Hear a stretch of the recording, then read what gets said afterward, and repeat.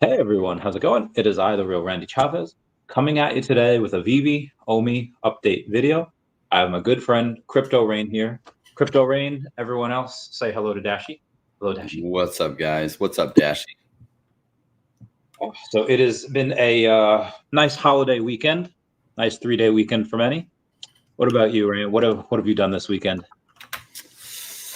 I went and saw a couple movies. Enjoyed that. I worked out at the gym a bunch so that I can someday look like Randy.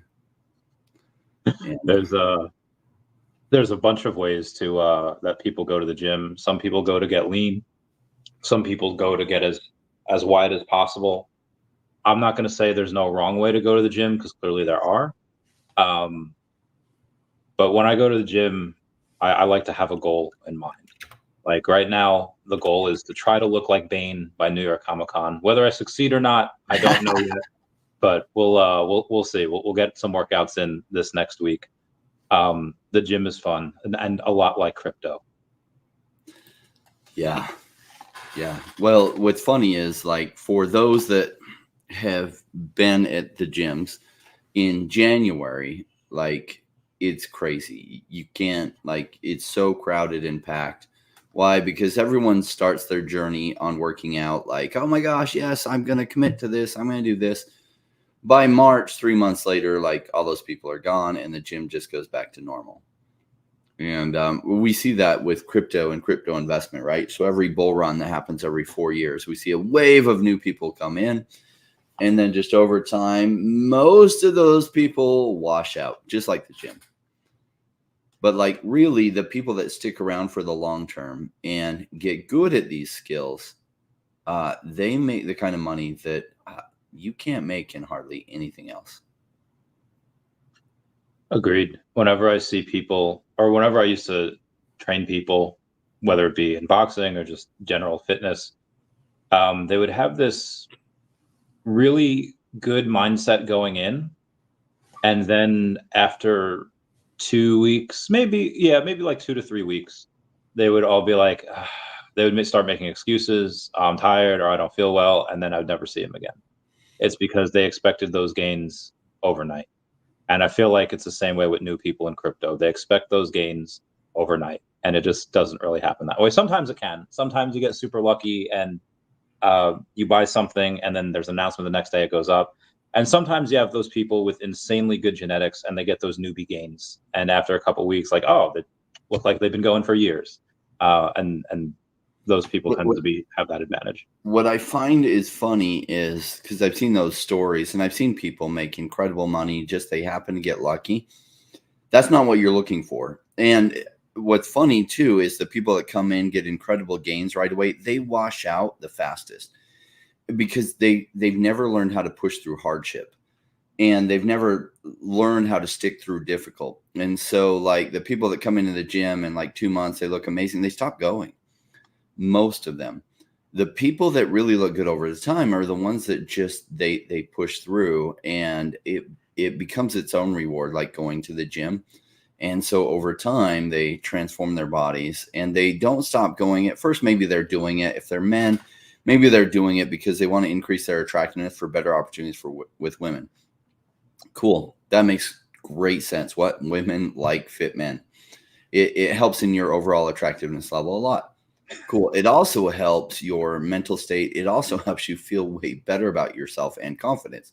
So all those things are helpful too. But after a while, even men that go to the gym at first to help them get better with women, they end up just liking the journey, the process so much that it becomes its own reward.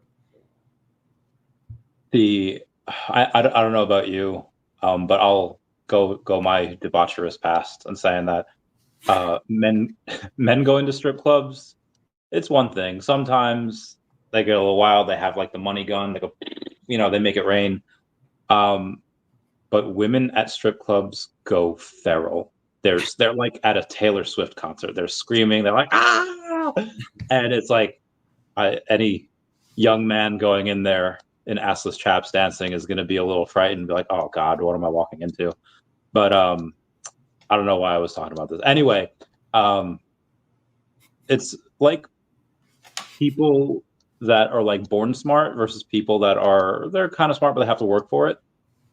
The people that have to work for it learn how to study in college, in high school, middle school, and then by college they're prepared. They know how to do it. They know what that work feels like. But the people that were born like gifted, and then suddenly they go to college where everyone's gifted, or they know how to study, and then they have to learn, and suddenly they're years behind because they've never developed those habits. It's the same way with investing, where if you've never been punched in the face before, like Mike Tyson quote, like everyone's got a plan until they get punched in the face, and it's 100% true. Both in fights and in investing. In 2020, we all got punched in the face because you had that pandemic happen. All the stocks took a giant hit. Everyone that was in high risk lending, like I was, our clients got told, "Hey, you can't work." So they have no income. They're not paying their bills. They're definitely not paying back their loans. We got punched in the face. So I have no issue in a crypto bear market because this has happened before. But a lot of other people here are very new, and they've never had that feeling before, and it hurts and it's scary, but everything's going to be okay. Yeah, I want to congratulate the people that are here, right? Watching these videos, because like what's funny is there are a lot of people not here. Why? They just stopped showing up. And the reason they do is because crypto right now feels boring. Now, boring is actually the amazing time to load up. And obviously, some of you that are in the chat get that, although you might be exhausted with buying, right? Because when you buy when it's down, it often goes down more. And then you buy some more and it's down and it goes down more, and it's disheartening over time. So what happens is people become numb and they stop being creative with loading up more, except for like the 1%ers. The 1%ers are the ones that really, really get it. And they really, really want it. And they do crush everyone else in the bull run because they were loading up when things were super cheap and they got the bigger picture. But not bad, because there's another like 4% that like get it and they loaded up in the bear market, but they just got exhausted. So they really stopped being creative, but they did just dollar cost average some more, which is the right actions to take. And they still do phenomenally well in the bull market. And they have incredible gains. The kind of gains that creates the stories that everyone else looks at and says, oh my gosh, I want to do that. But they don't realize the work that took. And what work is it? It's really just emotional work. I mean, how hard is it to still be around now? It's not physically hard. It's not really even that hard, other than the emotional taxation of listening to a bunch of people that have gone off the rails and they're fudding everything and now everything's terrible and it's never going to pick up. You know, the emotional difficulty of talking to people and they're like, oh, you're still in that crypto thing, sell and get out. The emotional thing of being alone and not being afraid to be alone and not needing everyone else to agree that what you're doing is the right thing because you have enough purpose in what you're doing and you have information they don't. And you realize their opinion on this is irrelevant. In fact, not only that, it's wrong. And so you have the courage to stand alone, and not everyone has that. What I've learned is, like, when I first got into crypto, I was like, everyone's going to be rich who's here. What I realized is 5% that are there are going to be rich because everyone else is going to wash away. And then 1% is really going to do well because they just go ham in the bear market and they stack like crazy. But 5% still change their lives financially tremendously. And it's played out that way. No. I think he says feels like stealing. Yeah, right. He's awesome. If anyone remembers in school when the teacher finishes like a 45-minute just blurb like lecture and they ask, anyone have any questions? And like nobody raises their hand, but everyone's got questions. And it just takes that one person to be like, yeah. And then that teacher answers a question, then more hands go up. If you're feeling like, oh my God, this is this is hard. I've been buying for years, been dollar cost averaging. I'm just gonna sell. Other people are feeling like that as well, and other people are acting on it, and they are selling. But like you said, that is the 95% that are not gonna make it. The 5%. Thank you, Maxwell, for the super chat. Appreciate it. Yeah. The other 5% are the ones that hodl and buy and dollar cost average good projects. Now, obviously, there's disagreements on what good projects are not are, but that's why we have this show. we're here because we love to talk about what we think is one of the best projects in the space, VeVe and OMI. Yeah, and the reason there are disagreements is because the future isn't known, and so we're making our best guesses on which projects are going to thrive in the future, right? So I like to look for actual projects. Like I stay away from the meme coins. I look at projects that are actually have a narrative that like could functionally do something, that have a token associated with them. I do like if that token has some kind of function, but I learned over time it's not necessary. It's just helpful. But the project itself is doing something that if that narrative hits, they should do incredibly well. And so last bear market, when I was accumulating, the projects that did the best had those kind of metrics. So that's what this time, like the meme coins, like most of those didn't do very well for me. I did have some Doge that did all right, but just that those metrics outperformed everything else by a ton. So that's what this bear market I've been focusing on.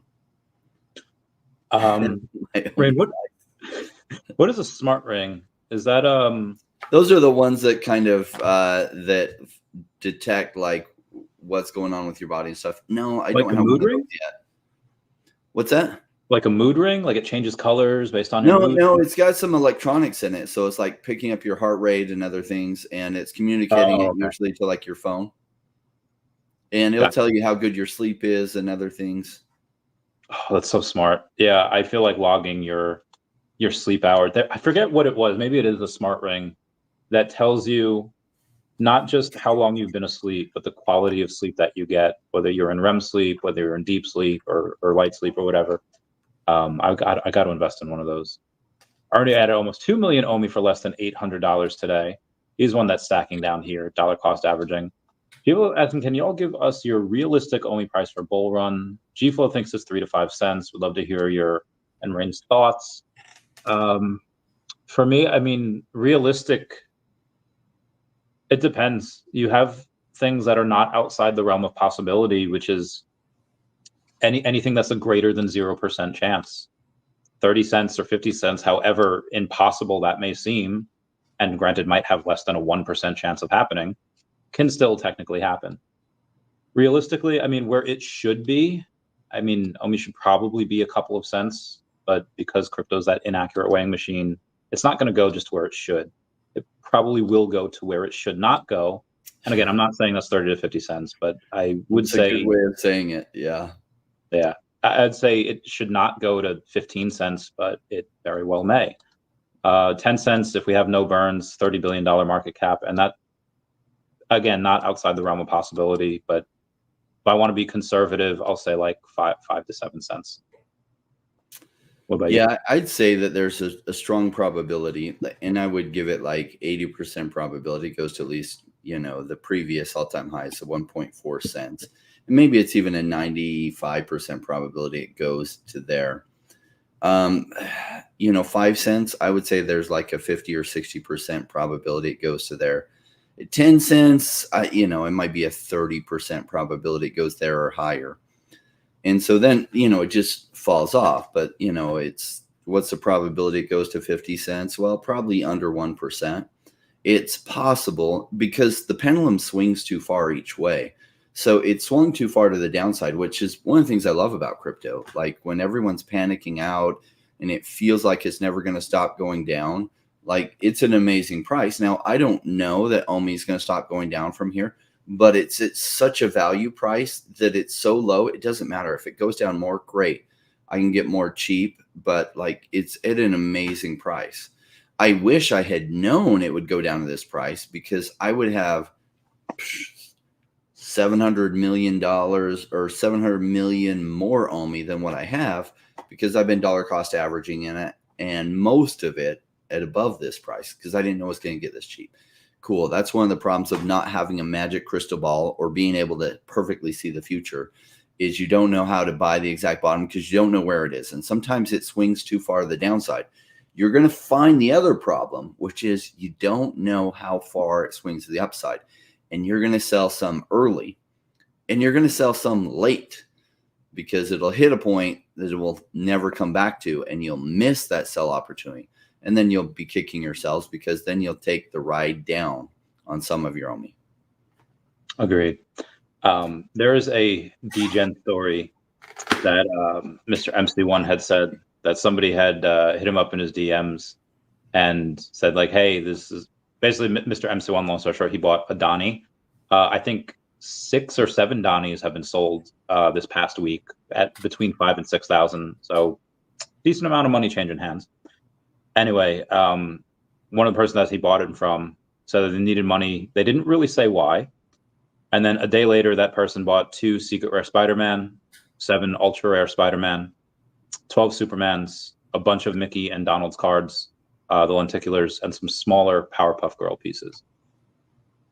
That is a degenning hard. I had my own degen story where I'd purchased 40-something of those Aliens versus Avengers comics. Wound up getting 3 secret rare, so that was nice. But yeah, this degenning is hard. We've had a lot of money go into NFTs recently.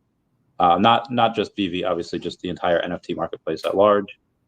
Rain, what do you see with your Rain vision? Do you see people degenning? Do you see more investors coming in, whale stacking, people leaving? Give us your thoughts. Well, we're seeing a combination of all of that. So we're seeing still some people bleed out, and they just get overwhelmed with the amount of negativity, and they just start to believe it over time. It's like Chinese water torture, where they're just dripping on you. And for a while, it doesn't bother you, but then the repeated dripping drives you insane. And so some people just, they can't go against the grain for very long, and they just get washed out. They're going to learn some very valuable lessons that they hopefully take full accountability for and come back around so they don't miss. Because guess what? If we have a massive bull market, guess what's going to follow that? Another bear market, which the pendulum, if it swings really high to the upside, it's going to swing too far to the downside. And then we'll have another cycle too. So there's going to be some people that have to learn the hard way, and they have, they're just going to let people pressure them out. And they're going to have this story of, oh my gosh, I should have, I could have, I would have had $5 million. But no, I listened to XYZ's video on why OMI was dead. And I just, I couldn't take it anymore. And I just left. I sold everything and quit. Cool. They're going to learn. And it's not about, I told you so. Hey, like the end game of this is to learn to become a savage investor. And sometimes becoming a savage investor takes learning the hard way. Like, why do you think I'm so good at this? Because I've been doing it for 25 years. Do you think I've maybe touched that hot stove a number of times? That's why I know this stuff. That's why somebody else's opinion doesn't shake me. Why? Because I've seen 70 times more than they have about investment cycles. So why would I, if I'm like teaching astrophysics, why would I let a third grader's opinion sway me? Unless that third grader did mention something that then adds up to be true. And then I'd be like, oh my gosh, that third grader, freaking genius. But rarely do I hear arguments. I'm like, I like that argument. I'm going to update my thinking because I had missed that. And it's refreshing as hell when I hear those kind of arguments. I'm like, yes, you're right. Oh my gosh. Maybe I do need to sell this position because that project might actually be on its way to failing because, whatever, XYZ founder was involved in child porn or something. That would scare the hell out of me. I would probably dump my tokens in that project if I verified that was true. 100%. It doesn't matter what project that is. That if any, like the ultimate company killer is that. Yeah. But I mean, last year, just bring us roundabout to NFTs in general. You had about 24 billion of NFT sales took place in the first quarter of this year. You had 4.7 billion of NFT sales. So it doesn't sound like really anything's dead. 90% of that was generated by the owners of those NFTs. So very few of which was just by corporations or something like VeVe, which means that there's a lot of room to grow. But in general, you're going to have music artists, you're going to have artists in general. That's why a lot of artists really love going towards VeVe, because it's one, some of them get that recurring revenue. One, they're exposed to this audience, and all of these other people, they're going to want to be where that money is. That's some why of these producers right? Like have had the ability to interface with the VeVe community and build an extra fan base that wasn't even aware of Ron English before. And so like it is a beautiful thing to tie into. I wish I had some kind of amazing 3D collectible that I could design and partner with VeVe on. I have no idea what that would be at this point, but maybe it would be, you know, an umbrella upside down catching all the money falling, right? So Agreed. I would love that as well. Already saying 5 to 20 cents in 2 to 3 years. It burns, BBverse, games, and other things. It's now 31x just to get back to previous high, which is absolutely bananas. That it's that much just to get back to the previous all-time highs. yeah. All right, gold logo stacking. I think the VeVe Fox does this for a lot of collectibles, but she had done this for the VeVe gold and silver logo. Out of the 428 that's in the circulating supply, there's 378 unique owners. Out of those, most of which are in diamond hands, serious collectors, or collectors, that is about that's about 81%. The rest are in traders, flippers, season flippers, and all that.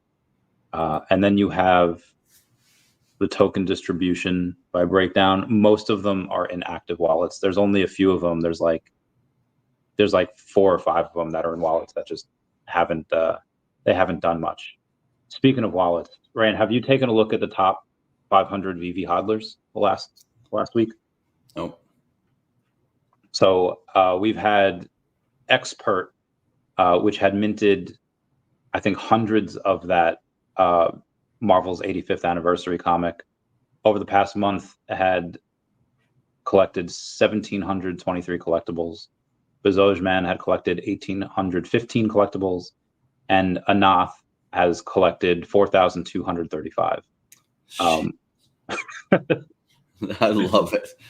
I think we're going to see more of that, right? So we talked about, like, you asked what I'm seeing, but there's some people that are selling out, but there's new people coming in.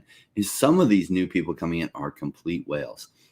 And they get it, and they're just stacking while it's cheap. Like 4,000 collectibles. That's crazy.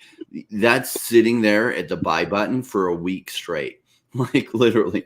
And so, like, loading up the gems and then just buy. And you can only like load up $10,000 at a time from the app. So like, that's some crazy stuff.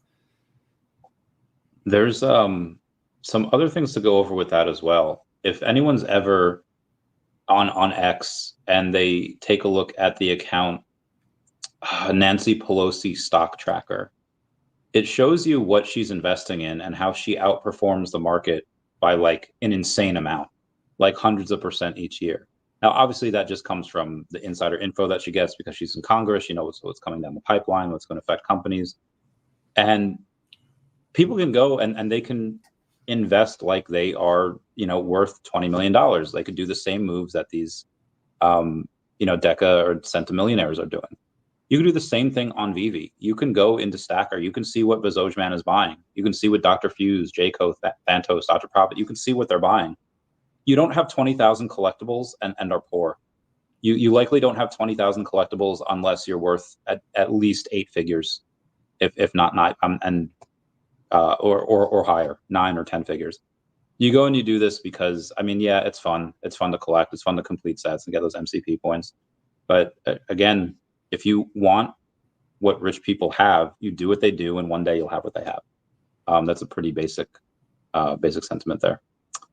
It's funny how true that is, but I've been trying to like share some thoughts on Instagram, and I'll share one of my 2 Instagrams. I have a more private one that I don't share out often, but I'll share here because there's a few thoughts that I wanted to share. One is this one. If you'll share the screen, yep. Chance. Oh, this is epic. As a man, your road to success will often feel like you are alone.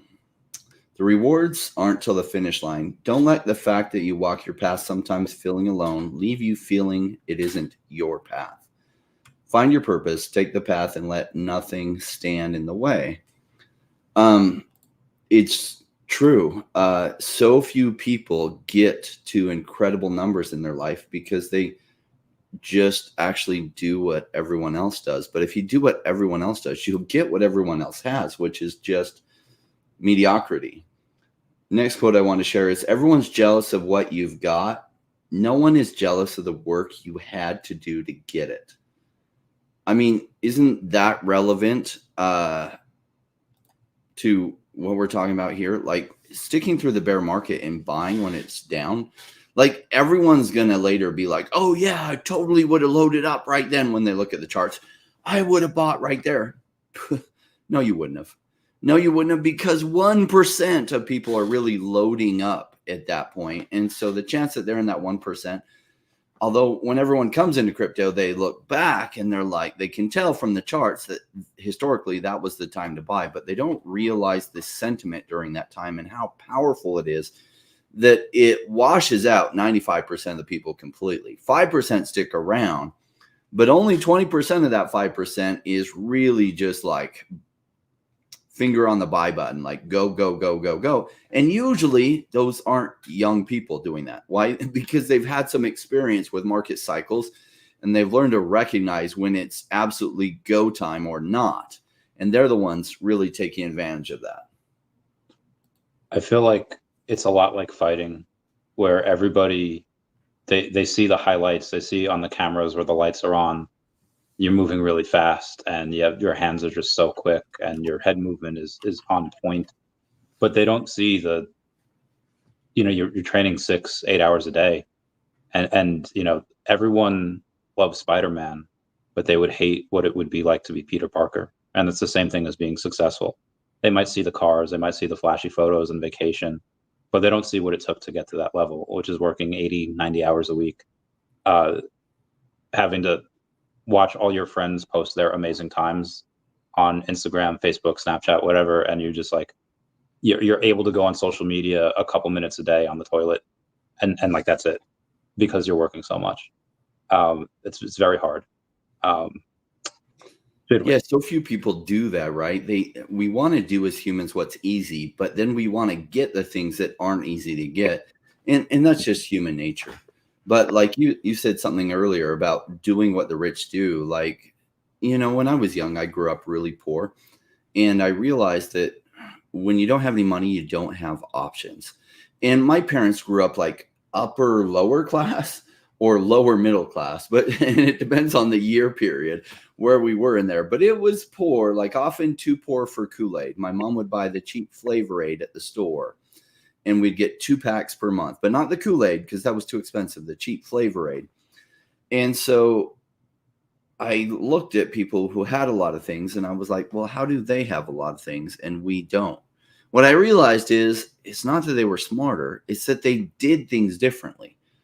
And so I learned, I was like, well, shoot, if I want to be successful, I need to learn how they think so that I can do the things that they do. And so it's like the people who really get it when they're here, they're like, Dr. Profit, who is that guy? What does he do in his life? And how the hell do I copy what he is doing in his life? That's somebody who thinks right. That's somebody who's smart. What I often see a lot of people is people trying to argue with him on Twitter. It's like, what the hell are you doing? You do not get the principles of success. Like Dr. Profit is like really successful outside of crypto too. And I don't know that he was born wealthy. I think he achieved and earned all that himself through hard work, effort, becoming a better person. Like that takes growth and development. If you have someone's attention like that, why are you wasting any time talking? You should be doing all the listening with somebody like that. But, the problem on social media is that everyone has a voice. And so they think they need to use it for speaking rather than finding those really successful and listening. But I got that young because I realized there was no other path to being successful than learning what all the rich were doing. I didn't come from money. I had to fund my own university experience. I worked 3 jobs, and then I was part-time in the military as well to help pay for everything. Why? Because I was poor as hell. And but anytime I could get time around somebody super successful, I would. And I would just ask them as many questions as I could so I could learn to think like they thought. Because I knew that if I learned to think like they thought, I could eventually have what they had. Love it. Speaking of people we like spending time around, I like talking to Manu and Chris, the entire Dfinity team. They're great people. They're awesome. They do sponsor my channel. I believe they sponsor yours as well. We have a strategic partnership, and that gives me tokens to give away when I do my Friday live streams. Same. But I do not get paid by VeVe. I do not get paid by Bumper. Just clarifying that for you as a facer. We have Jojo saying only 10% of cryptos go back to their all-time highs. I think it's actually less than that. I think it's like less than 5%. But be advised, that number is very heavily skewed because of all the meme coins and rug pulls and stuff that are out there. So that's kind of a meaningless statistic. If you go and you talk about how many good projects reach their all-time highs, that number is going to look very, very different. Yeah, if you go back and you look at the ones that did hit their previous highs, 90-something% of those were projects that were building something that takes a while to build, but that had a narrative that would change things. So like, that's like exactly the type of projects I weeded it down to and narrowed it down to that I invest in, is the ones that are building something within a narrative that will get bigger over time. So like the digital collectibles narrative is still in its infancy. Like the digital collectibles narrative in the future is one of the biggest narratives that crypto enables. It will be huge, and you will see massive numbers of collectors roll their money into digital collectibles. Some people can't envision that now. That's okay. I remember when hockey cards first came out, people thought that's so stupid. Hockey cards are stupid. Hockey fans don't collect cards, so why would you do that? Just baseball card people. Well, those early hockey cards are worth a fortune. Why? Because at first there weren't many people collecting them. And then later there were. And what did they all want? The early hockey cards. And so those did extremely well, even though so many people said that's stupid and it will never catch on. Digital collectibles is going to be massive because in many ways, digital collectibles are superior to physical collectibles. VeVe is dominating this space as the number one player in there so far. And some people might argue with me and say, oh, it's Dapper Labs. Okay, Dapper Labs is a good competitor. They have different niches within it that they'll both do exceptionally well. In fact, I own a bunch of Flow in the Flow blockchain. Cool. So I'm invested in that one too. I think OMI's possibly going to do better, which is why I hold more in OMI. But like both are going to do well. Why? Because that narrative is going to be amazingly big. Yeah, 100%. We just got a new post from VeVe. Thanks, level 100 spotlight to Scary Sea Monster. Scary Sea Monster has just reached level 100. Yeah. Got to get him on the podcast. What a badass. People that have hit level 100 already, they have massive investment in VeVe. Like they get it. And they get where digital collectibles is going. And like this will be something that like people will tell their great grandkids about. Kind of like now it's like, oh, my dad was an early investor in land in Manhattan Island and bought a bunch of land there. And, and now the family has like gazillions of dollars. Yeah, I don't know. It will end up being like gazillions, but I think it's going to be really, really big. That some of these early collectibles will be grails of the digital collectible space and be worth a fortune. I remember one time, I forget who it was with. I forget the person that even made the offer. They said, oh, there's a first appearance of Mickey Mouse from Disney. They're like, I'll give you one of my Bored Apes for it. And the Bored Apes at the time were going for like $250,000, give or take.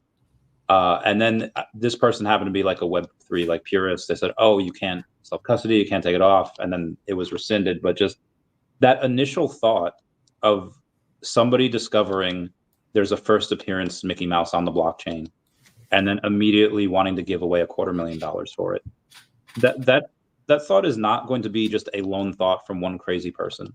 That is going to be a thought from many, many ETH whales. And I know it's impossible for them to get money onto the app right now. When you have OMI to NFT, that wide gap of steps that you need to do in order to get money on the app to get what you want closes by a very, very significant margin. And it just becomes, hey, I just need to swap this for OMI, put it on Stacker, and that's it. And you'll be able to use Stacker without a VeVe account. You'll be able to go in and just have a look around, take a look, and then obviously you're really only going to be able to use it, the OMI to NFT, while having that account. But yeah. Yeah, there's a lot of purists, like NFT purists, that like, oh, you can't hold it on your own MetaMask wallet, so therefore it's like not real. And it's like, cool. It doesn't matter. Like down the road, if you host, it's kind of like in the early internet purists was like you had to host your own server. If you paid a virtual server to host your stuff, well, then you're not tech enough. Like you need to be able to run it on your own computer. And like down the road, nobody cared. And down the road, nobody's going to care. I mean, there's some advantages to holding on your own MetaMask wallet. And ask the people that got their Bored Ape stolen through the OpenSea glitch, how cool that is. Not very cool. So there's some advantages to having it on that, and there's some disadvantages, as those people found out. So there's some advantages to having VeVe kind of custody it, because they can correct problems. If somebody goes in and just steals it from your wallet somehow, cool, they can correct it. So there's some advantages to centralization there and some disadvantages. So which is better? Well, the truth is, when massive numbers of people come in, centralization is better for them to be able to come in and easily do it without messing things up as much. Over time, I'm a big fan of self-custody, but self-custody is a new way of people thinking, and most people are not ready for it, and they wreck themselves and they lose their wallet keys because they're not ready to take that serious enough. And so you give them wallet keys and then they lose those keys, not realizing how important they are, and later lose access to that wallet. You mentioned hockey cards before. Got me thinking of Pokemon cards. Hi, Crypto Cosmo. Love you, babe. What's up, Cosmo? And the Pokemon cards, it was in the 90s, it was just like kind of like for kids, like most adults didn't take it seriously. But there was a couple of people that just, you know what, let me get a couple of these boxes just in case. First edition boxes for the future. And 10 years later, yeah, they might have made a little bit of money on investment, mid-2000s. It would take a while if you want to liquidate those cards. First edition PSA 10 Charizard was worth a couple $100s, and it took a while to move one. Then another 10 years happened, and then it's like, okay, all right, now you're getting to 2016, Pokemon Go comes out, we have this huge uptick. Suddenly it's cool. Suddenly it becomes retro. Suddenly it becomes it's always been a household name, but it becomes cool to collect. Justin Bieber had it on his Instagram. Again, Pokemon Go stuff, and Logan Paul and all that. Now you even have like certain sports teams naming their plays after Pokemon, which is really fun. But again, it took some time. Now, I'm not saying that VeVe NFTs are going to take 20 years for it to take off, but again, some things, really good things, they do take a little bit of time. And that's all I got to say about that. Yeah, the 4-year Bitcoin cycle really accelerates the adoption towards crypto. So also like baseball card adoption took really long. Basketball card adoption happened faster. Hockey card adoption happened faster. Pokemon cards, like that was kind of a new thing because it wasn't like a sports card. It was like this playing card associated with a cartoon. And so it took a while to really become cool. And pretty much when Pokemon Go launched and people like it went so big because there was a lot of like favorable feelings towards Pokemon, the cartoon, and just memories. And then all of a sudden this really cool video game that used GPS technology with your phone, like brilliant idea. And that really augmented the popularity of Pokemon, brought it back to the forefront. And then you have celebrities collecting the Pokemon cards. And then that just cemented the collectible value of those into history for forever. Like it's pretty cool, but like digital collectibles will catch on much faster than all these other things did, just because adoption curves are happening faster because adoption is able to happen faster. So it took forever for most of the world to get access to the internet. Like that took 15 or 20 years. Cell phones, it took like 8 years. And now that everyone has cell phones and stuff, the ability for crypto to be adopted is actually quite fast. And so we're going to see that adoption. Like a lot of that happened this coming bull run. But then by next bull run, most of the world have adopted in some form or fashion some level of crypto. And which companies tend to go to $1 billion fastest?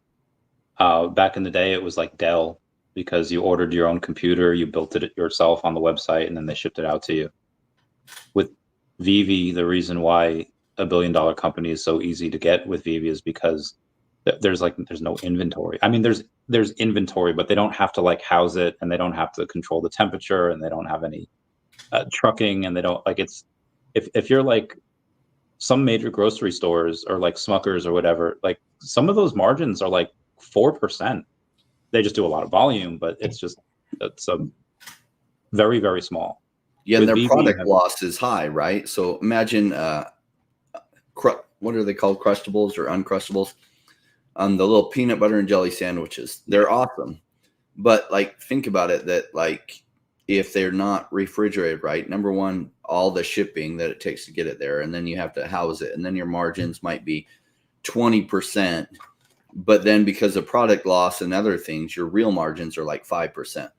Whereas when you're making a digital product, you have your product design, you have your customer service people for your operation, you have your server cost, but your overall actual overhead is quite low. So your margins on these things are quite high, and your margins on the recurring revenue are incredible. So over time, as these things take off and they make money as they change hands between each other, the margins for VeVe are going to go crazy. And the margins for a lot of these things like Marvel and stuff, they're going to make so much in this recurring revenue. Like that's why I think they get it. That's why Marvel like took a really bold step and is like, we're going to give you our comics exclusively, nobody else. And by the way, you can do other comics too. Like, so that was a very favorable deal for VeVe. I'm so curious on how much they're making on those comics. And you could keep track of it if you want. Like you'd say, okay, here's the new comics that are coming out this Wednesday. Here's how many are left according to the store on VeVe. And you can, it's very hard. It's a lot easier when the drops are on VeVe. And like Wolverine, okay, they made $40,000, $45,000 on that. Or the Marvel Mighties, they made another, 50, 60K on that for the Groots. But for the other ones, it's hard. And I feel like people overlook that a lot. And again, I don't know how much cost goes into that. But again, once you get that down, it shouldn't be that hard. I think the initial cost is just building that website. It's very dev heavy, a lot of this stuff. But yeah, that's that. And again, I don't get too excited about modern day comics, but that Aliens vs. Avengers, I love that so heckin' much. Rain, that's one of the that you probably should read. It's so good. Yeah. So other stuff that I want your opinion on is you have played video games in the past. I think you've streamed yourself playing the virtual game was the I'm blanking on the name right now. Like Illuvium? Yeah, Illuvium. So there is a Avant-Garde Interactive, the Tengoku Sensei game that's going to incorporate OMI into it. What's it going to take for you to go in and stream that game? Is it? I found over time that I'm not as big of a gamer as I thought I was. As a kid, I just loved playing games. Now, I just play games less and less over the years. And then streaming them, like, I just get exhausted streaming them. Like, I thought, oh, this will be cool. As blockchain games go huge, I could have some fun and stream the games. But it just, like, sucks so much energy out of me. I'm just like, no, it's not right. So the things that are right to do in your life are the things that don't suck tons of energy, that you really enjoy doing, that like don't exhaust the hell out of you. And so streaming video games was quite exhausting. So I don't do it very much. Every once in a while, if I think that there's something I can add, but there's other people that just love to do it. They're quite entertaining and fun. And so I'm going to leave it to those guys because that's what their purpose is in life.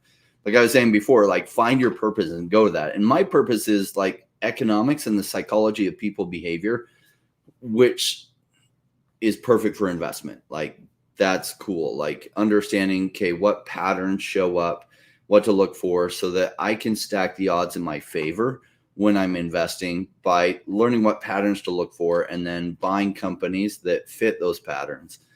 and so that I can maybe put my money into an investment that maybe has a 70 or 90 or 95% chance to succeed. And if it succeeds, that it will do 10 to 300x over like a 3-year period. And so that's what I'm good at. And that's why I try to share with people how to think. Not everyone's wired to think this way. Like a bunch of people just bounce off my top of content because they aren't meant for this type of message. They aren't meant to be good at this. They couldn't be good at this even if they wanted to. But there are a bunch of people out there that get it. They already think this way. And that's what my message is meant for, is those people, and making a family of those people, so that they're also sharing with each other kind of what they see in other companies. So over time, like I found I missed a lot of opportunities in 2020 because I knew that 2021 was going to be a big year, but I was just one person thinking the way I did, which was great. And I made really good money in 2021 as all these projects took off. But had I created like a network of other people who thought similarly, I would have made even more because I would have missed less opportunities. Why? Because it would have been more than just my set of eyes looking through that lens, finding the great projects out there. One of the things Dr. Rolex had posted talking about great projects is he's happy with VeVe and he's happy with what David's done. And he left like a little hint. He's like, hey, thanks, David. Now everyone's getting their OMI back. I don't think everyone got it back yet, but you have a decent amount of people. Well over 1 billion OMI has been sent back to users. Can you tell us a little bit about your experience with BitForex and if it will let you log in now? Because now it seems like the site is down again. So I went in, so I was just leaving for Comic-Con when all of a sudden I got the notice that like, oh, BitForex letting you log in and you can schedule the withdrawal. So I was like, so on my laptop, and I don't do hardly any important business on my laptop. But I figured out how to log into my BitForex account once I got to the Airbnb, and, I scheduled the withdrawal, and then nothing for forever. And then all of a sudden, like a few days ago, people were saying that they were BitForex was resuming withdrawals. And so I checked the other day and sure enough had 27 million. Like I had thought I had 32 million in BitForex when it went down, but when it went down, you couldn't check. I only had 27 million in it, but I was able to get my 27 million out. I was like, oh yes. Woo. 27 million back. That's amazing. Most of the time when exchange goes down with your funds, like you ain't never seeing those again. Great. But yeah, shout out to everyone to make that possible. I think now I had a few people say that they couldn't log in again. I think it was the same thing happened last time. They did a couple batches of people getting their stuff out. They went to other tokens and then, same thing. They came around again. So it might be another few weeks before people get their tokens from BitForex, or it could just be a glitch that they fix in 12 hours and people will be able to get it tomorrow. I don't know yet. We'll all keep you posted. Dutch OMI is saying, any exit plans when for how much you'll sell your OMI? I have to look to Rain for this because I have a little bit of the PTSD from last time with hodling. So I'm going to want to sell at like 2 to 5 cents, but Rain will be the expert on this. I'll follow your lead. It's not bad to stay tier your sell-offs, right? One of the projects I believe in, Bumper, I really like because it's really inefficient to tier your sell-offs. Be much more efficient if Bumper down the road, like you can bumper your OMI, which is downside protection. So you could actually just provide some downside protection, lock in that downside protection, and continue to take the ride up. And then if it reverses hard on you, just exercise the downside protection on it. Because otherwise you got to sell some off, like, I don't know, 1.5 cents, 2 cents, 3 cents, 4 cents. And what if it goes to 30 cents? You're going to be so mad about some of the OMI you sold off at 1.50.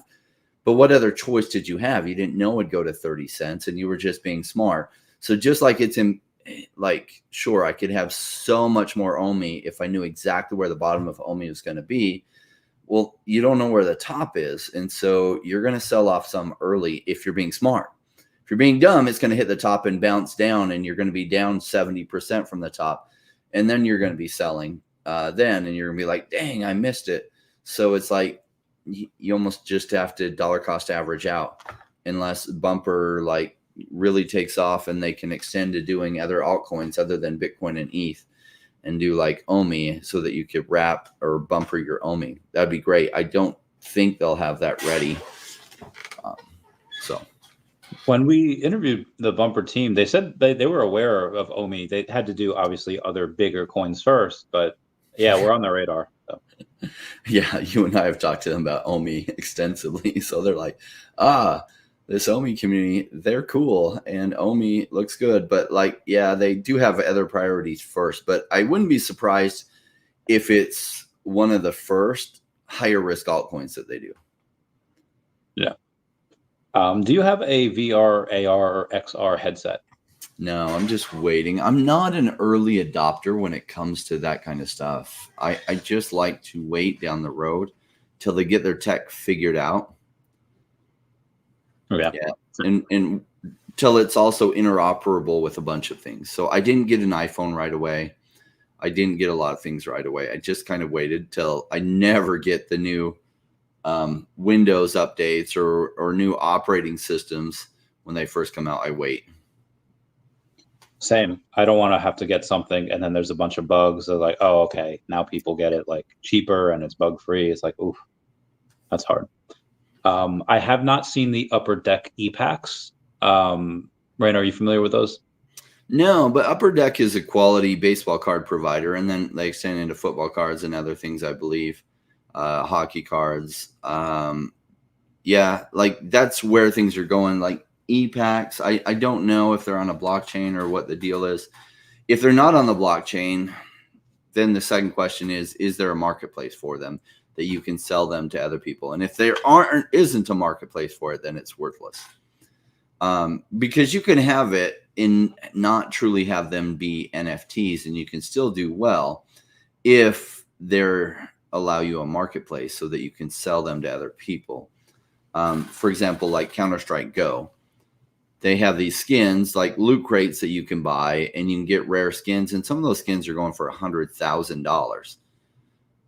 And you can sell them, like the marketplace fees are 15%, but you can sell them and capture that value.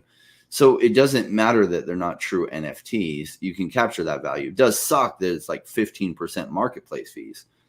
But this idea of you actually being able to own it and sell it to somebody on a marketplace, that's a really big idea. And so that'll catch on. So hopefully on the Upper Deck e-packs, there's some kind of marketplace. Otherwise, they're worthless. If you can't sell them to other people, then do you even truly own them? Agreed. That's why you have, obviously, VeVe's got a couple marketplaces. They're going to have the one on Stacker. They have the one on VeVe. Cryptoys has that third party. One of the other things that people really like are burns. VeVe has done some comic burns recently. They have the Invincible Iron Man number 10, Amazing Spider-Man Annual number 21, and X-Men Gold number 30. Now, these were likely, they were burned likely from closed accounts where items were burned from them. That's from the OMI Daily Burn. That's from the OMI Daily Burn account over on Twitter. Rain, what do you hope they burn? What do you want to see less of? I'm just keeping an open mind as to how that all goes. Like, burns are kind of cool, especially on collectibles. Unlike the token, it's like, well, they could use that money to do things that augment the price. And OMI did talk about doing burns in the very early days when that was really important. That's okay. Although burning collectibles is really cool, right? So, especially on some of the things that are already pretty limited. So that's kind of fun because in real life, that kind of happens as collectibles get damaged and other things. Like I sent off a bunch of comics that I'd gotten at Comic-Con, and I got them signed and everything, and I sent them off to be graded. And one came back as an 8. Why? Well, somehow the corner got damaged and stuff, right? But that just happens with real collectibles. So having digital collectibles, like one of the cool things is there's going to be a bunch of people that like forget about their VeVe accounts and they don't even think about it for 20 years. So kind of those are burned, or maybe they passed away or whatever. Nobody else has their login. And so those are kind of disappeared from circulation. But none of the collectibles really get worn out or corners damaged or whatever. So essentially, they're permanent, last for forever. But if there is a way that they can get burned, well, then that's cool, because then it decreases it, kind of like real life decreases physical collectibles by fires, burn up somebody's comic collection or whatever, and now there's less in circulation than there was before. So that's cool. Preach. Thank you, Arcturus. Appreciate that. I didn't expect that would actually happen. A nice happy surprise for you. Yeah. Merry Christmas. David Didayo saying we should bring in crypto to the app to improve the market to go globally is the only way out. So be advised, if they were going to do that, just to have a closed ecosystem, that would kind of put them in the same realm as Dapper, and Dapper did just have to pay that lawsuit. So that's why they did go with Stacker. So again, they are doing it, but in a roundabout way. You just have to use Stacker for that. Some other ways that I think that VeVe can go and change this, or the market can change in general, it might have little to do with VeVe. I think that if you have a Fortnite skin marketplace, or if you have major artists do like NFT concert tickets, like if Blackpink did that, with VeVe, they don't even have to do that with VeVe. Just concert tickets that are NFTs, that'll get people's attention. Maybe Disney implementing NFTs in the park. I would say these are certain things that Web 2 companies can do that could help out Web 3. What about you? What do you think? Thoughts? Yeah, so digital collectibles is the way of the future, and you're going to see a lot more things go to that. And so what happens is a new thing comes out. Think of Pokemon cards. At first, how valuable were those Pokemon cards? Not very valuable. Why? You could go to any store, you could buy the packs, and some were rare, but they didn't feel very rare because you could always buy new packs. And season 1 packs were still around for forever, and it wasn't until down the road that they were really scarce and rare, and felt scarce and rare because you had a bigger pool of people wanting to buy them than there actually was the supply. And the supply was diminishing over time as, people lost them or didn't take care of them. They got damaged by a flood or something. So with digital collectibles, part of what makes them so valuable is the limited supply, while the demand grows like this as people become aware of digital collectibles.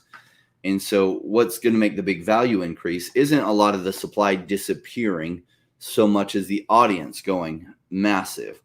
And then it feels like, oh my gosh, there's only 8,000 Todd McFarlanes or whatever the number is. Wow, that's not very many. I mean, only 8,000 people can have one of those. And there's 3 million people trying to collect in VeVe. Oh, crap. Oh, well, now the price is $100,000 or whatever, it goes to. Why? Because so many people are competing for those few that people are willing to put on the market. Silicon Secure always said that Todd would eventually one day reach, I don't know if it was 10 or 20 ETH. And I was like, well, that's a lot. He's like, well, people measure things in ETH. And they don't really measure them in dollars. It's like, oh, how many ETH is it? And for a lot of people that had bought ETH down at like $100, yeah, 20 ETH ain't that bad. But now that obviously it's a couple thousand, it's like 2,400, give or take. And that's likely to go to what? I don't know, 8,000, 10,000 by the end of the bull market, or at least at the top. Fair drives, Randy. Even the whale community, Oilot was for you. We would really be completely silent and forgotten. No, there's a lot of Rain and Doctor stuff. They're always streaming. You have Patient Hodler. You have Asian Dan Lee just came back for a video randomly. There's a lot of other people. VeVe Magic. I feel like I'm forgetting a bunch of people. Who else? Well, what he's really saying is, Randy, you're my very favoritist, and I can understand that sentiment. Oh, you guys, Bays. So I guess I just took a little bit of a post. Somebody said that a lot of ticketing is a completely controlled market. Oh, that's a sweet hat. That is a sweet Ecomi hat. It's weird trying to put it on with the camera because it's like, there we go. Do you have a number on there? 317. Nice. Anyway, the ticketing market is mostly controlled by the venues. And I guess the venue's owned by the ticketing companies, so there's not a big chance for third parties to book those. So it seems like the first step to getting these concert tickets on the blockchain would be smaller events. I'm not saying just like a little party in the VeVeverse, but maybe smaller venues, or maybe only a couple hundred people can go, not 100,000. Oh, thanks, Yeah. Well, they kind of test it out. Absolutely. What is the what event would you most be excited to go see? Would it be like a monster truck rally? Would it be like a college football game? Anything WWE? What would you be Talking most about like a virtual one that I could throw on the virtual goggles and see it? It'd probably be a concert. It'd probably be like, maybe my girlfriend, Britney Spears. Britney Spears is my girlfriend. My wife has some similarities, blonde and good looking, but I don't know. It'd probably be a concert or something. Yeah. What about just anything in general where like you open up your VeVe app and they scan the NFT in your app? And you could doesn't then have- get in because you Yeah. had that. Like as far as events that I go to anymore, it really is just concerts, because that's something that you need to experience. Or I go to movies in theater, but like as far as big things like concerts, like I don't even go watch a lot of actually celebrities talk at like things like comedians, I guess, are fun to go to. But like I don't go to like big conferences, say whatever big speakers are coming through. Why? Because I can listen to it all on YouTube these days. But concerts, it's just something you got to feel in person. That's a good point. I love movies. A lot of fun times are had during movies. I haven't tailgated at a wrestling event though, like at anything and I would love to do that. I've tailgated at football games before, other random things where you're probably not supposed to tailgate. But yeah, WWE, that'd be really fun. I would love to do that. I think that'd be great. Yeah, football games are something worth going to in person. Baseball games, only fun if you go with like the right people, because it's just the conversations you have during the time, because baseball is kind of boring to watch, except for like every once in a while. But the overall event's kind of boring. Football games are fun. Hockey games are pretty fun. So those kind of events would be cool too. Especially when a fight breaks out. Which is every 10 minutes in a hockey game. There's on Long Island we used to have I don't know if they still do it. It was at the firefighters and the police department for Nassau County. They used to have like an amateur hockey game. They used to play it at the Nassau Coliseum, and like the insults, like there was a bunch of like, so everyone there is like a cop or firefighter. Or you have to know somebody and they get tickets and you bring the game. And there were fights like all the time, like not even just on the ice, like in the stands, like the insults I'd throw and be like, "Oh, cops, you go eat your donuts. You don't have a calendar." And then they'd get all butt hurt. And then again, fights would break out. It was great. It was it was a lot of fun to watch. Monster trucks and tractor pulls. Are you talking about the tractor pulls like they had in like the first Thor movie where they tried to connect stuff to people's trucks and then they tried to pull Mjolnir, the hammer, out of the ground? I'm not sure what tractor pulls are. Do you have any idea what that is? I don't know. When I was a kid, I wanted to go to the monster truck rallies, but my parents had like 7 kids, and keep in mind, they were poor. So yeah, I never got to go to any monster truck rallies. A lot of my friends did. So I never really got into them. Not that I didn't want to, it's because my parents couldn't afford to take me, and I was like 7, so like I couldn't afford to take me either. So yeah. Getting back to crypto, you have Lark Davis that says Base now has over 13 million monthly active addresses. The beginning of 2024, Base had only had 800,000 active addresses. If this keeps up, you're going to have 26, maybe not that much. You're going to have like 20-ish million active addresses by the end of the year. Again, that's if that keeps up the next 4 months. Do you expect that pace to keep up? Do you think we're at a plateau? Or do you think this is just the beginning? Yeah, well, I think Base is going to become one of the biggest networks over time. Why Coinbase is such an inroad for U.S. funds and US has the most amount of funds. So I think Base Network gets massive adoption. Same. I think that because that's part of the reason I think we're on Base. I think the team and everyone working on the token saw the future. Like, hey, this is the easiest to build on. There's a lot of speed. The fees are low. It's easier for everyday people to go in and buy. So I'm pretty sure that towards the end of the year, a lot of tokens are going to be on Base. All the utility is going to be on Base. Obviously, that's what Stacker's for. Yeah. Oh, apparently at those monster truck shows or the tractor pulling, some of them catch fire. Oh, you're going to make me want to go, Swampy. That's pretty crazy. Yeah. You know, probably the monster truck rallies, because there's something you can feel about their engines revving and stuff. So probably there's an experience there that's amazing. I just haven't been to one. Yeah. The modern investor that has 250,000 subscribers on YouTube, about 30,000 followers over on X, had posted the other day, hey, what's everyone buying on VeVe today? And then also he sees buying picking up on the app again. It's nice to see. I think that's what we need. I think we need a couple more people that are super into it. They have a bunch of followers. It starts to really compound over time. It feels like you have for forever, and then suddenly you don't. Why? Because some big whales come in, they stack, they tell their friends come in, start buying, their friends tell their friends, and now the prices start going crazy. And then green candles create bigger green candles, because then people start FOMOing in that have been sitting on the sidelines. And then the prices really start going up. And then other people see that, oh my gosh, what's that? And then they start jumping in. Preach. Speaking of this, I know, Rain, you don't really gamble. You don't go to casinos and gamble. But do you ever play lotto? Well, when people ask me what I do, I now just tell them I'm a professional gambler. And what really is a professional gambler? They're a person that learns how to play poker and to stack the odds in their favor. With investing, what it is like learning what risks to take where the odds are stacked more for you than they are against you. And so I'm just a longer term gambler, right? But I gamble on companies, early stage blockchain companies.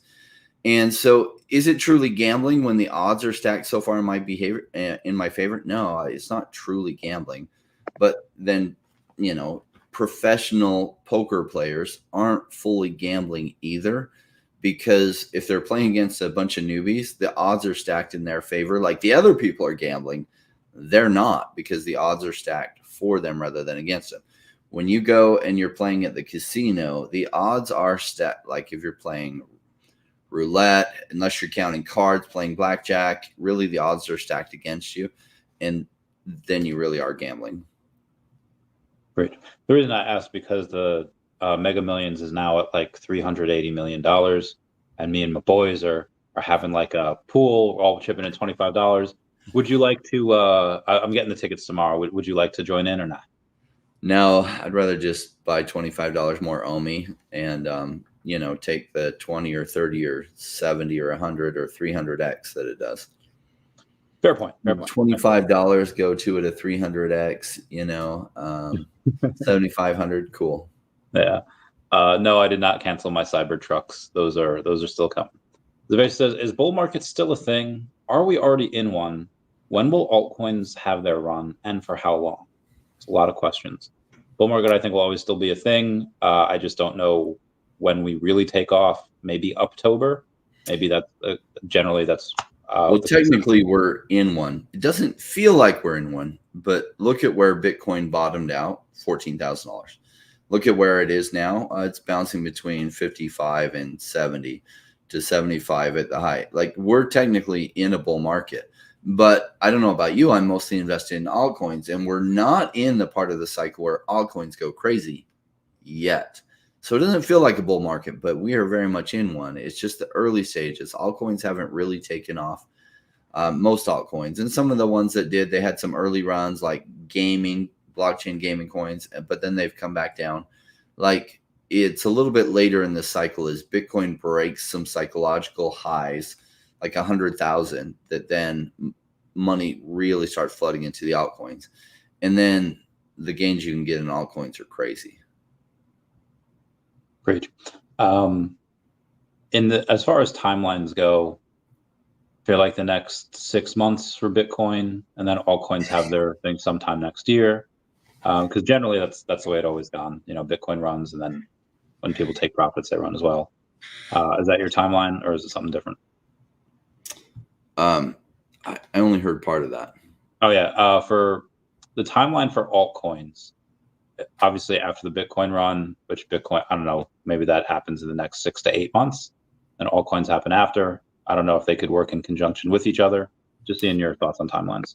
Well, so altcoins don't run all together either, and so it's hard to know how to play out. So last cycle, Cardano and Bitcoin ran at similar times, though a lot of altcoins didn't run until much later. So it's hard to tell how to play out. It depends on how the narratives go and what people are FOMOing into. So like you could think, well, I'm just going to throw everything in Bitcoin and wait till that runs up considerably, and then I'm going to roll it all into altcoins. That's what I thought I would do last cycle. I had half my money in Bitcoin and the other half in Cardano and some other projects. And Cardano vastly outpaced the Bitcoin. If I just had that money in Cardano, I would have been much, much farther ahead. And so this time I'm just pretty much loaded on altcoins and diversified across a bunch, because I don't know what's going to run at the same time as Bitcoin. And if an altcoin project that I'm in runs at the same time as Bitcoin, the gains from that are going to far exceed the gains in Bitcoin. So that's how I'm playing it this time. Do I know how that'll play out? No, but likely I think Bitcoin resumes going up a month from now, and it climbs to 100,000. That gets a whole bunch of people's attention. Maybe it comes back down from 100,000 for a little while, and then it breaks through it again. Then it's really off to the races. What altcoins then do in that time frame? I think in the coming months, some altcoins will have some action. I don't know which ones. Depends on what narrative gets traction. But then most of the action is going to happen likely next year. So for the end of Q4, Bitcoin price is not likely to be at that 100K level, if most of the action. Yeah, I think by the end of the year, it'll have hit somewhere close to that 100K level. Did it stay there and break higher? Did it hit close to there and come back down? I don't know. Nice. What do you got for me before we end the show? Let's see. One of my thoughts that I've been thinking about in life, right, is so most of the audience here is men, though there's some women in the audience. They haven't been very vocal in the chat. So I'm going to speak to the men here. Like, we really have 3 things to work on in our lives for development and progress. And I'm going to oversimplify it, but it's basically money, muscles, and then what I'd call social dynamics. So some people call it game, which is figuring out how to interact with the opposite gender for dating or for long-term relationships. Cool. So what's cool about crypto is if you can figure out crypto within a 4 to 8 year timeline, you can solve your money for forever. Now, some people are going to get lucky and they're going to make a bunch of money in crypto, but because they don't really understand how they made it, they just got lucky, they're not going to keep it very well. So if you are learning how to be a savage investor here, and while you're learning, you make massive money. Here's the cool thing. Crypto is not always going to be the new thing. There's going to be some other technology out there. And guess what? You'll have learned how to vet through the different options out there and invest in the companies that have better chance of succeeding. So that skill is going to carry over. So in the next 4 to 8 years, you can solve your money thing permanently. That leaves you with 2 other things to figure out. And they're a lot easier to figure out when you have money, at least the muscles part. Like, I'm able to go to the gym 5 to 7 days a week now. Like, I've been able to since 2021, but I didn't start doing it till, I don't know, 2022. And then, I got more serious 2023 because I was like, if you look back at my videos, 2021, 2022, I had a lot of extra weight on me that I didn't need to be carrying around, and it wasn't muscle weight. So, figuring those things out, I have a very good wife and long-term partner. She's very hot, and people often think, oh yeah, Rain, how's your wife so hot? Well, get good at social dynamics and things can go well. When I met her, I was actually broke. I was still recovering financially from a divorce. I had no money. I had a house in the ghetto. In the total ghetto, they call this ghetto the war zone. Why? Because there were gunshots multiple times per week. You could literally, it was a flip home. So I bought it from the wife of a former drug dealer, who the drug dealer was in jail and she was selling it. And I bought it for $20,000. And I was putting like $60,000 into it to fix it up. But it's in the ghetto. And I meet this really pretty girl, and we start getting serious. I'm like, oh man, so I'm going to take her to see my home, and she is going to run for the hills. So, yeah, I took her to see my home, and it was under construction at the time. It looked like a total crap hole, and she didn't run for the hills. And, I was in the rebuilding phase. Boy, if you don't marry well, that first time I married somebody with some extra challenges in life, we'll say. She had bipolar, and on top of that, borderline personality disorder, which she didn't ask for those problems in her life. But, she's not like she's a bad woman, just had some extra challenge in her life. And so that, when the divorce happened, it was totally ended in flames. And I had to hire some really good attorneys. And by the time that was all said and done, I was in the hole to the tune of hundreds of thousands of dollars. Took me 8 years to dig out of those holes. So, yeah, before I was worth just zero again. That's hard. I don't know if I'd be able to take that. I don't know if you've ever seen that episode of South Park. It's like one of the first time they go to Kenny's house, and Cartman sings like, in the ghetto, in the ghetto. No. Was it in the ghetto, though? Yeah. Because that home was in the ghetto. It was so funny. Like, so I'm there at the house, and I have some workers working on it. And these two girls walk by. I can only assume that they're prostitutes with some kind of pimp or something, right? And this girl stops, and she looks at me, and she looks at the house, and she's like, "Is that your house?" And I was like, "Yeah." And she said, "You have a house?" Yeah. Oh. She probably didn't know a single person in her life that wasn't a renter. It was a low-end neighborhood. Like, nobody owned there. Everyone rented for the most part. It probably was a total foreign concept to her. Probably everyone she knew rented. Why? I don't know. Yeah. I mean, I think that's poor neighborhood. I think that's what happens when you have people that they spend all their time around. What's that one rule that says if you take your top 5 friends, average their income together, that's most likely your income? Yeah, and it's unfortunately the poverty cycle. Poverty cycle often continues because the language of the poor, they do not understand money. And so they don't understand how to use it. When they do get money, they actually are expected to share it around to everyone until it's gone. Like, so say one of them gets hit by a truck and they get a $2 million lawsuit. That money will go like this because they'll buy their friends' TVs and everything, and they will push it out of their lives as fast as they can. So they don't understand how to use the money. And so all of a sudden they get $2 million, and that's gone in like 4 months' time. And they bought all their friends' TVs, and then they're right back to what a good friend of mine calls their financial water level. Like, everyone has their financial water level. And if our money gets much higher than our financial water level, we'll spend right down to where our financial water level is. When our financial water level, we have less money than that, we will actually save up to what that level is.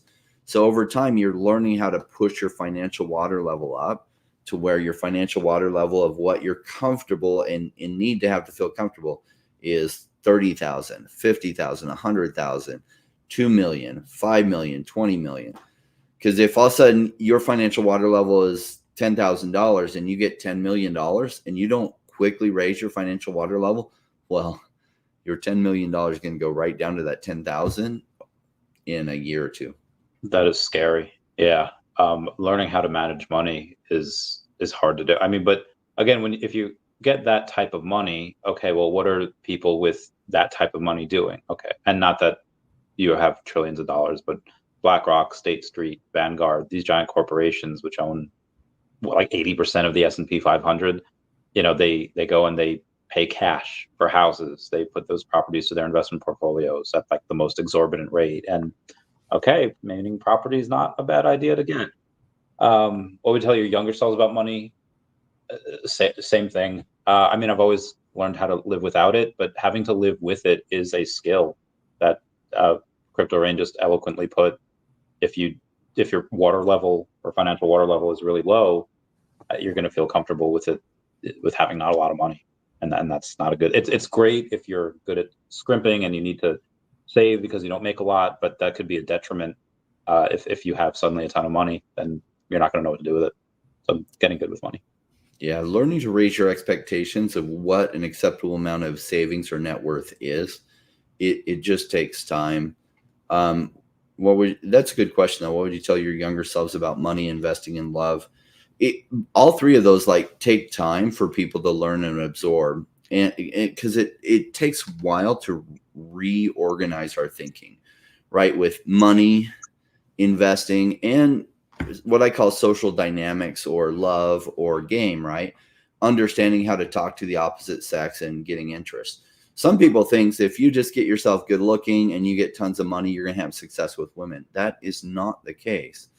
If you actually can't portray yourself well, it will buy you 20 seconds of conversation with them, but they will either be completely turned off to you because they're a good woman, or they'll be like, this guy's a sucker, and they're just going to use you for your money, but they're not really going to have legitimate interest in you.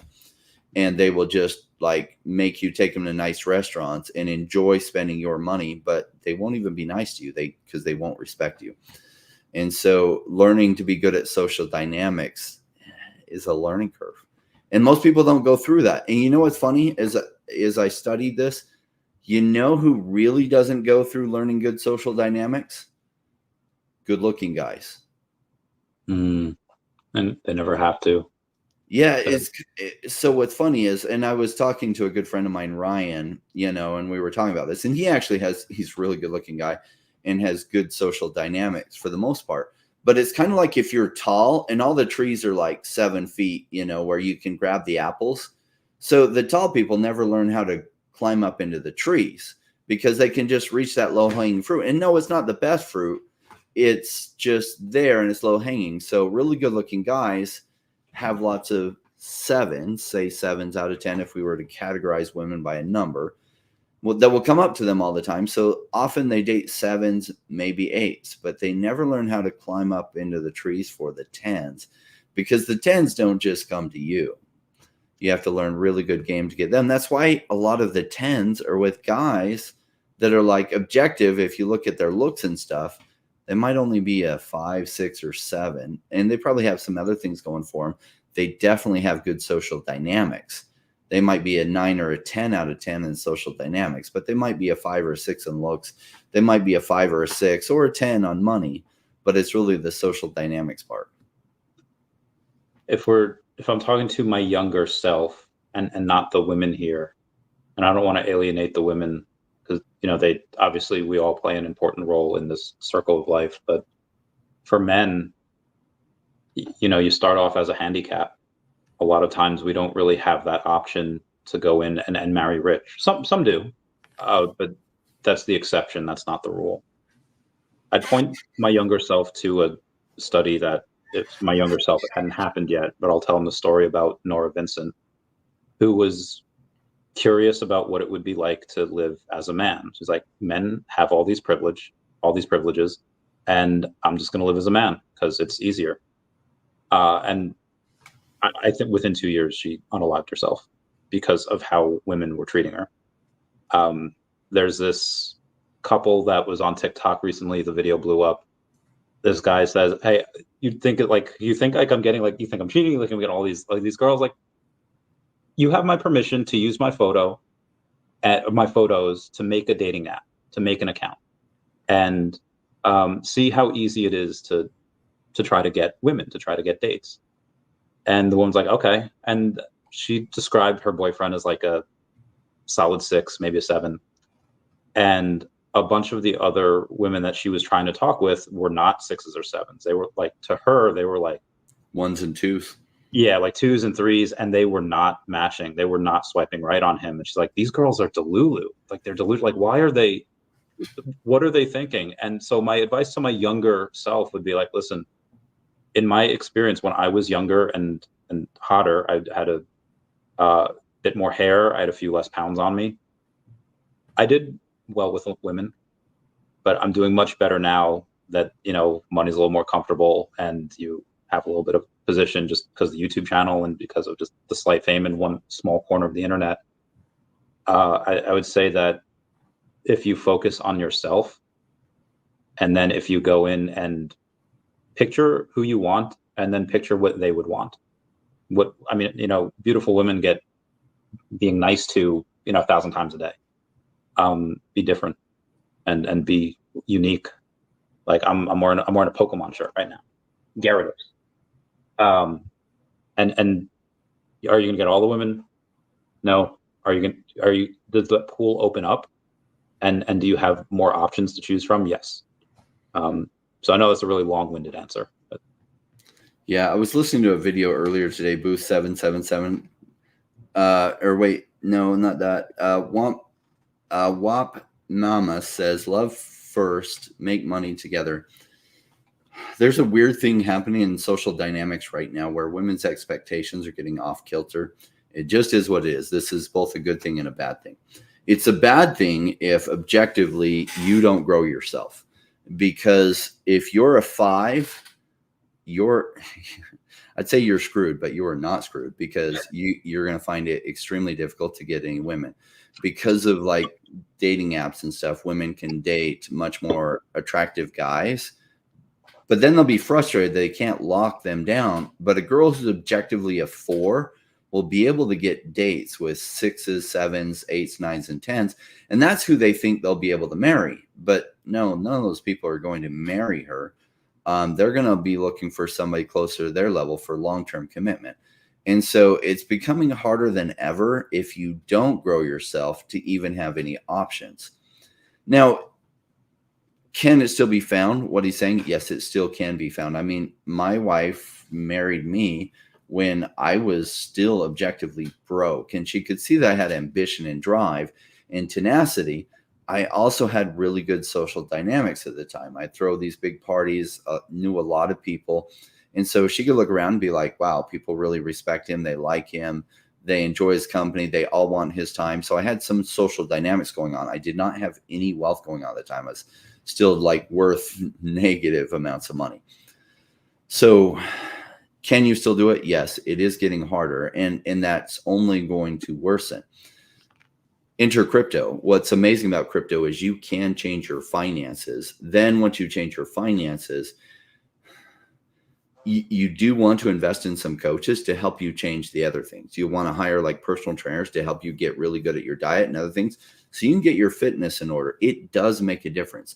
Not only do women treat you better, but men treat you better too.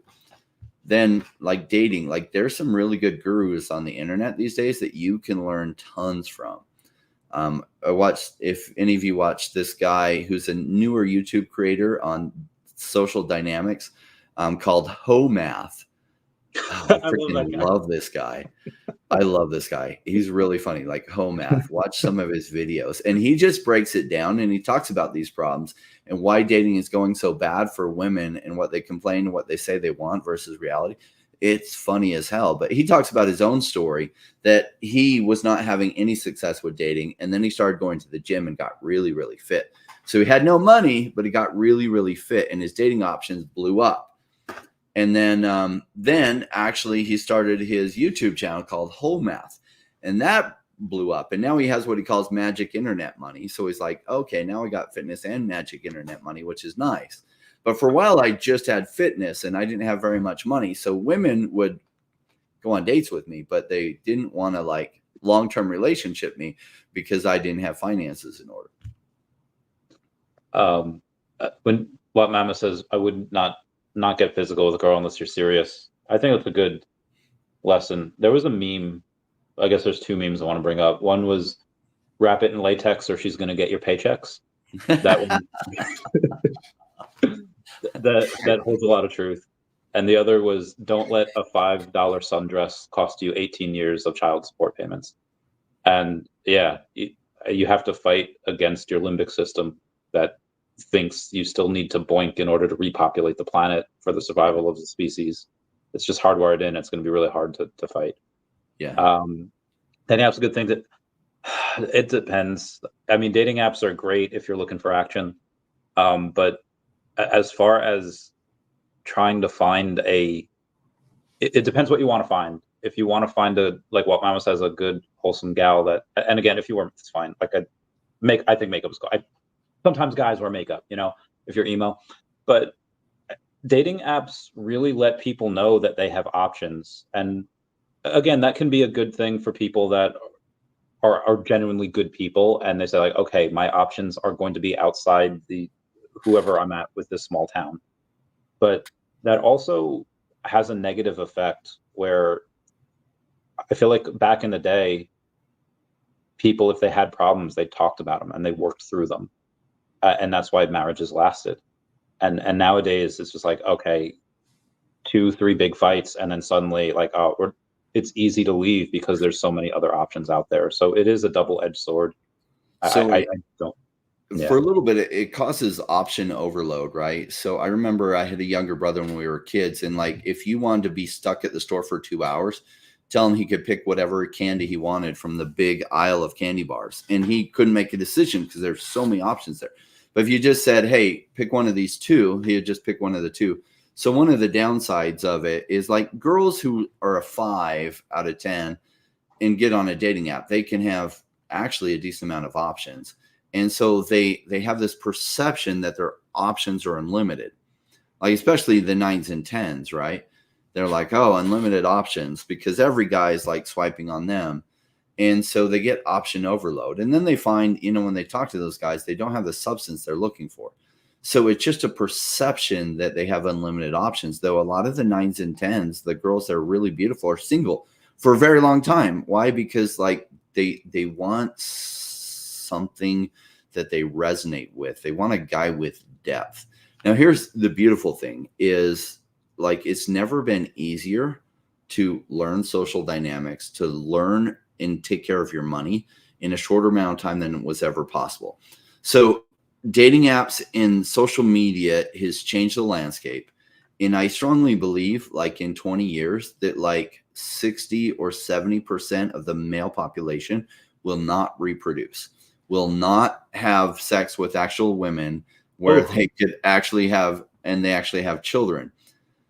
What does that also mean is, but there will be robots, there'll be porn, there'll be other things. So it's not like they, don't ever have situations or whatever, but they don't have the meaningful relationship with a woman that they're hoping for. However, the 70% of guys, especially the top 10% of guys, will have all the options.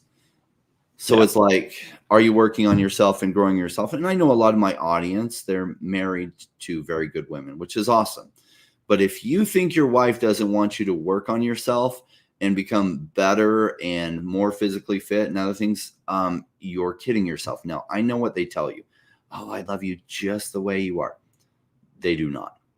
They need you to become better. They need you to become more. And, your woman will be so much more attracted to you when other women are way more attracted to you. It's just the way they work and the way they operate. And so by making yourself more attractive physically and other things, it will secure your marriage more than you realize. There's he's dropping that BDE on everyone. Part of the reason I'll lock down my bae is because she is very beautiful inside and out. And I would like to make sure that her options diminish by making her mine. So, but then also making sure that she's still attracted to me. I haven't drank in 3 weeks. I've been going around it. I've been doing good. Been doing well. And everybody likes the Bane body. So as soon as I get that for New York Comic Con, we'll be good. And Tom Rain walks in the room yelling, "Hey, what's for dinner?" Chorizo and huevos. Oh, this sounds so good. Oh, I'm so hungry. I need carbs. I'm gonna have dinner soon. Abe cracks me up. At first, like Abe, was pretty quiet in the comments like 3 years ago and 2 years ago. But for like the last year, I think like the real Abe has come out, and like the jokes just come on thick. Yeah, he's great. I think he's currently fighting a fire now in Northern California, so I don't know if how much of it is his personality, how much is the smoke he's inhaled. Yeah, I love the picture too. That's badass. Alrighty. Let's end it here because I am very hungry. It's been an hour and a half. All right. All right. We're on diet. All right, everyone. I would say bye-bye to Dashi. Bye-bye, Dashi. Thanks, Rain, for coming by. Came for the glasses, was not disappointed. I love you all.